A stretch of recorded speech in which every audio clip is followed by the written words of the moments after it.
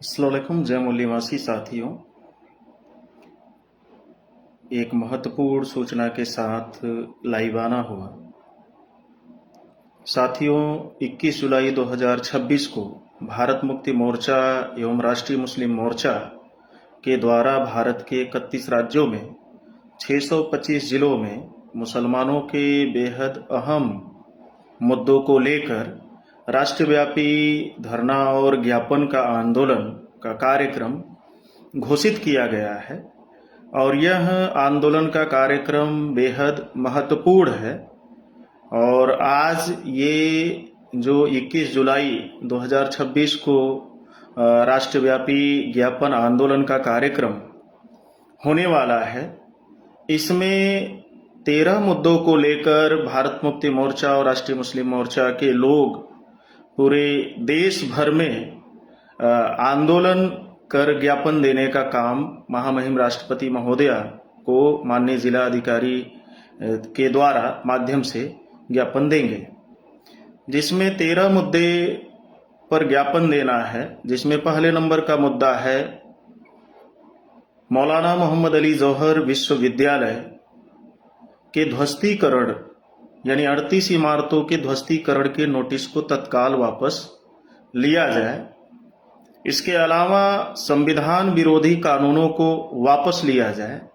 धार्मिक स्वतंत्रता के अनुच्छेद 25, 26, 27, 28, 29 का पूर्ण अनुपालन सुनिश्चित हो। और चौथा मुद्दा है मॉब लिंचिंग और फर्जी गौकशी के नाम पर हो रही हत्याएं बंद हों और इस पर कठोर कानून बनाया जाए। बेगुनाह मुस्लिम और ईसाई नौजवानों और उलमा को रिहा किया जाए। कम्युनल वायलेंस प्रिवेंशन एक्ट बनाया जाए। सांप्रदायिकता के आधार पर देश भर में मुस्लिम, सिख, ईसाई, बौद्ध, लिंगायत, क्रिश्चियन को निशाना बनाया जा रहा है और आज मजहब के एतबार से निशाना बनाने के तमाम घटनाओं को रोकने के लिए कम्युनल वायलेंस प्रिवेंशन एक्ट बनाया जाए। इसके अलावा धार्मिक संस्थानों पर हो रहे हमलों को तत्काल रोका जाए। धार्मिक संस्थानों पे तमाम जैसे तारीखी मस्जिदें हैं, दरगाहें हैं, चर्चेस हैं, बौद्ध विहार हैं, गुरुद्वारे हैं। आज इस देश में मनुवादी मानसिकता के जो लोग सत्ता में बैठे हैं, आज प्लेसेस ऑफ वर्शिप एक्ट 1991 के कानून को नजरअंदाज करके उन तमाम खास तौर से जो तारीखी इमारतें हैं या धार्मिक संस्थान हैं, उन्हें निशाना बनाने का ही सिर्फ काम नहीं किया जा रहा है, बल्कि उन्हें गिराने का काम किया जा रहा है, उसे धराशायी करने का काम किया जा रहा है। तो इसे रोकने के लिए धार्मिक संस्थानों पर हो रहे हमले को तत्काल रोका जाए और प्लेसेस ऑफ वर्शिप एक्ट 1991 को कठोरता के साथ लागू किया जाए और इसके अलावा धार्मिक आधार पे अनुच्छेद 3 पर लगाई गई पाबंदी को हटाई जाए, जिससे अनुसूचित जाति से कन्वर्टेड जो लोग हैं, धर्मांतरित जो मुस्लिम हैं, सिख हैं, ईसाई हैं, उन्हें खासतौर से रिजर्वेशन का बेनिफिट मिल सके और उनका शासन प्रशासन में प्रतिनिधित्व हो सके। तो इसके लिए आर्टिकल 341 की धारा 3 की जो पाबंदी है धार्मिक आधार पे, वो हटाई जाए। इसके अलावा इस देश में सभी वर्गों और जातियों की जाति आधारित जनगणना कराकर उनके संख्या के अनुपात में हिस्सेदारी दी जाए और मुसलमानों को लेकर तमाम आयोग बनाए गए। सन 1983 में गोपाल सिंह पैनल की रिपोर्ट आई, सन 2006 में जस्टिस राजेंद्र सच्चर कमीशन की रिपोर्ट आई, सन 2007 में रंगनाथ मिश्रा कमीशन की रिपोर्ट आई और 2014 में प्रोफेसर अमिताभ कुंडू कमीशन की रिपोर्ट आई। ये 4 आयोग मुसलमानों के आर्थिक, सामाजिक, शैक्षणिक और राजनीतिक स्तर क्या है, शासन प्रशासन नौकरियों में उनकी भागीदारी क्या है, इसको आधार बनाकर वो तमाम आयोग ने रिपोर्ट इकट्ठा किया और रिपोर्ट में तमाम सिफारिशें की, रिकमेंडेशन किया, लेकिन आज तक इस देश में सत्ता में रही जो पॉलिटिकल पार्टियां हैं, उन पॉलिटिकल पार्टियों ने इन आयोग की रिपोर्ट को, सिफारिशों को नजरअंदाज करने का काम किया। तो इन आयोगों की रिपोर्टों को, सिफारिशों को तत्काल लागू किया जाए, ये भी 21 जुलाई 2026 के होने वाले प्रोटेस्ट का, ज्ञापन के आंदोलन का हिस्सा है। इसके अलावा पूरे देश भर में देखा जाए, नफरतवादी मानसिकता के लोगों के जरिए हजरत मोहम्मद सल्लल्लाहु अलैहि वसल्लम के शान में, नबी के शान में गुस्ताखी के मामले आम हो गए हैं और मूल निवासी बहुजन समाज में जन्मे संतों, गुरुओं, महापुरुषों का भी आए दिन अपमान किया जा रहा है। तो ये अपमान करने वाले और नबी के शान में गुस्ताखी करने वाले लोगों पर कठोर विधिक कार्रवाई की जाए। और इसके अलावा एक मुद्दा शामिल किया गया है 21 जुलाई 2026 के प्रोटेस्ट में कि सांप्रदायिकता के आधार पे देश में नफरत फैलाने वाले संगठनों पर पाबंदी लगाई जाए। और ये सांप्रदायिकता के आधार पे नफरत फैलाने वाले जो संगठन हैं, ये देश की एकता और अखंडता के लिए घातक है। तो साथियों, ये 13 मुद्दों को लेकर राष्ट्रव्यापी आंदोलन की घोषणा की गई है और उसकी तैयारियां देश भर में चल रही हैं। और ये आम मुद्दे नहीं है साथियों, बेहद गंभीर मुद्दे हैं और इस पर आवाज उठाया जाना बेहद जरूरी है। और भारत मुक्ति मोर्चा के राष्ट्रीय अध्यक्ष मान्यवर वामन मेश्राम साहब के नेतृत्व में और राष्ट्रीय मुस्लिम मोर्चा के नेतृत्व में आज ये 13 सूत्री मुद्दों को लेकर राष्ट्रीय स्तर पे आंदोलन की घोषणा की गई। साथियों, इस देश में 75 सालों से अगर देखा जाए, देश के शासन सत्ता में बैठे हुई मनुवादी पार्टियों ने देश के संविधान के मूलभूत सिद्धांतों को या मूल्यों को नजरअंदाज किया और संविधान के मूल ढांचे के खिलाफ जाकर उन्होंने कई ऐसे कानून बनाने का काम किया जिससे ओबीसी, एससी, एसटी, माइनॉरिटी के संवैधानिक अधिकार छीन लिए गए। उनके अधिकारों में बढ़ोतरी होने के बजाय, इजाफा होने के बजाय वो अधिकार छीन लिए गए। अभी 106 से ज्यादा इस देश के संविधान में संशोधन किए गए और उनमें से ज्यादातर संशोधन से ओबीसी, एससी, एसटी, माइनॉरिटी के संवैधानिक अधिकार खत्म हुए। और ऐसा ही देखा जाए, पिछले 2014 से आई गवर्नमेंट भारत के संविधान के मूल सिद्धांतों को नजरअंदाज करके कभी यूनिफॉर्म सिविल कोड, कभी वक्फ संशोधन विधेयक 2025 लाती, कभी सीए, कभी एनआरसी, कभी एनपीआर, ये तमाम कानून संविधान के मूल सिद्धांतों को नजरअंदाज करके बनाए गए हैं। तो ये वापस लिए जाए। संविधान के अंदर धार्मिक स्वतंत्रता का अधिकार है और धार्मिक संस्थानों का संरक्षण और संवर्धन करने का अधिकार इस देश में धार्मिक अल्पसंख्यकों को है। लेकिन आज देखा जाए, धार्मिक स्वतंत्रता के उस अधिकार को नजरअंदाज करके अनुच्छेद 25, 26, 27, 28, 29 को नजरअंदाज करके इस देश में कई ऐसे कानून और नियम बनाए गए और थोपे गए। तो ये थोपे गए नियम और कानून का कठोरता के साथ अनुपालन करने के लिए और संविधान के आर्टिकल 25, 26, 27, 28, 29 का अनुपालन सुनिश्चित किया जाए और इसके लिए इम्प्लीमेंटेशन एक्ट बनाया जाए ताकि कोई भी व्यक्ति आर्टिकल 25, 26, 27, 28, 29 का या कोई भी कॉन्स्टिट्यूशनल इंस्टीट्यूशन का जो जिम्मेदार कर्मचारी अधिकारी है, अगर उसका वायलेंस करता है, उल्लंघन करता है, तो उसे दंड देने का भी प्रोविजन होना चाहिए। दंड देने का प्रोविजन ना होने की वजह से, इन आर्टिकल्स के पीछे इंप्लीमेंटेशन एक्ट ना होने की वजह से आज इस देश में जो लोग कॉन्स्टिट्यूशनल इंस्टीट्यूशन में बैठे हुए हैं, इन आर्टिकल्स को नजरअंदाज करके फैसले देने का काम कर रहे हैं। सिर्फ 25, 26, 27, 28, 29 को ही नजरअंदाज करके ये फैसले देने का काम नहीं कर रहे हैं, बल्कि इस देश में ओबीसी, एससी, एसटी, माइनॉरिटी के लिए जो विशेष प्रोविजन किए गए कॉन्स्टिट्यूशन के अंदर, जो आर्टिकल लिखे गए, उन आर्टिकल्स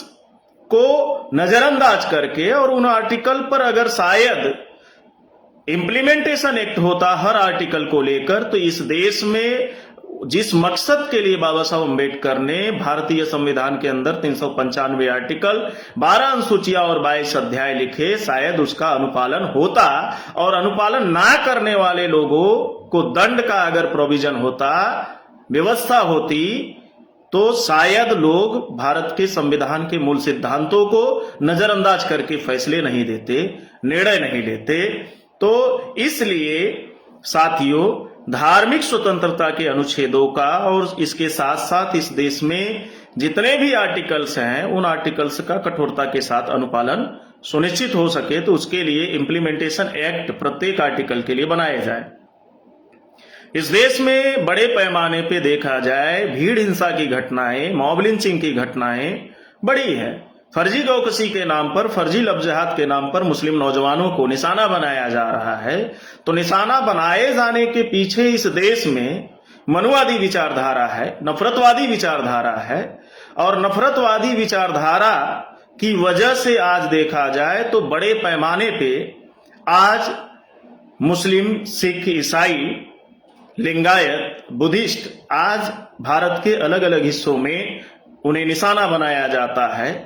और उन्हें नुकसान पहुंचाने का काम किया जाता है। और ज्यादातर भीड़ हिंसा में जो शामिल लोग हैं, जब उनके बैकग्राउंड को हम लोग चेक करें, और बैकग्राउंड जो निकल के आता है वो बीजेपी और आरएसएस के नामतरीन नेताओं के साथ जुड़े हुए चेहरे ही निकल कर आते हैं, तो इससे ये बात साबित होता है कि इसके पीछे आरएसएस की विचारधारा है, आरएसएस और बीजेपी के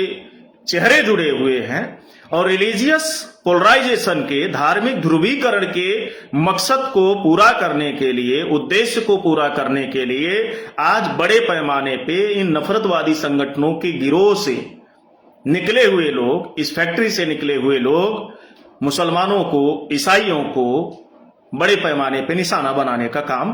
कर रहे हैं। उनके साथ मॉब लिंचिंग और फर्जी गौकशी के नाम पर घटनाएं आज की तारीख में आम हो गई हैं। इसके साथ ही साथ देखा जाए तो आज बड़े पैमाने पे इस देश में एक बड़ी आबादी, जिन पर कोई आरोप अभी साबित नहीं हो पाए, शक के बुनियाद पे तमाम ईसाइयों को, तमाम मुस्लिम नौजवानों को, तमाम पास्टर को, तमाम आलिम दीन को आज जेल के सलाखों के अंदर डाला जा रहा है। 10 साल 20 साल तमाम ऐसे केसेस हम लोगों के नोटिस में आए। 10 साल 20 साल के बाद जो इन लोगों को डिटेन किया गया, जेलों में रखा गया 10 से 20 सालों तक, उन पर आरोप साबित नहीं हुए और बेगुनाह लोग थे। ऐसी एक बड़ी आबादी मुस्लिम इंटेलेक्चुअल और स्कॉलर्स और आलिम दीन की और तमाम ईसाई नौजवानों और पास्टर्स की आबादी जेल के सलाखों के अंदर है, जो बेगुनाह है। उन बेगुनाह मुस्लिम नौजवानों, उलमाए दीन और ईसाई नौजवान और पास्टर्स को रिहा किया जाए, इसकी भी लड़ाई भारत मुक्ति मोर्चा और राष्ट्रीय मुस्लिम मोर्चा राष्ट्रीय स्तर पर लड़ रहा है। धार्मिक संस्थानों पर हमलों के पीछे भी इस देश में नफरतवादी विचारधारा ही काम कर रही है। तो इस नफरतवादी विचारधारा को जड़ से खत्म करने के लिए कोशिशें करने की जरूरत है, और भारतीय संविधान ने जो तरीके दिए लड़ाई लड़ने के, उन तरीकों को आज आधार बनाकर राष्ट्रीय स्तर पे भारत मुक्ति मोर्चा और राष्ट्रीय मुस्लिम मोर्चा इसकी आवाज उठाने का काम कर रहा है।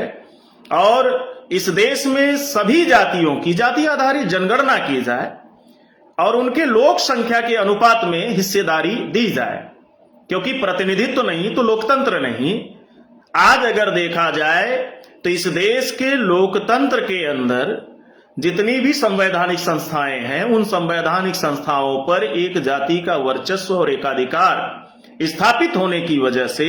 आज इस देश की बड़ी आबादी जो ओबीसी, एससी, एसटी और मुस्लिम, सिख, ईसाई, बौद्ध, लिंगायत, क्रिश्चियन की है, उनके साथ न्याय नहीं हो रहा है, बल्कि हर मोड़ पे, हर पहलू पर अन्याय हो रहा है। तो इस अन्याय, अत्याचार के उत्पीड़न को रोकने के लिए और कॉन्स्टिट्यूशनल इंस्टीट्यूशन को निष्पक्ष में उनके आबादी के अनुपात में उनकी हिस्सेदारी लड़ाई देश भर में अगर कोई संगठन आवाज उठाने का काम कर रहा है तो वामसे भारत मुक्ति मोर्चा के राष्ट्रीय अध्यक्ष मान्यवर वावन मेश्राम साहब और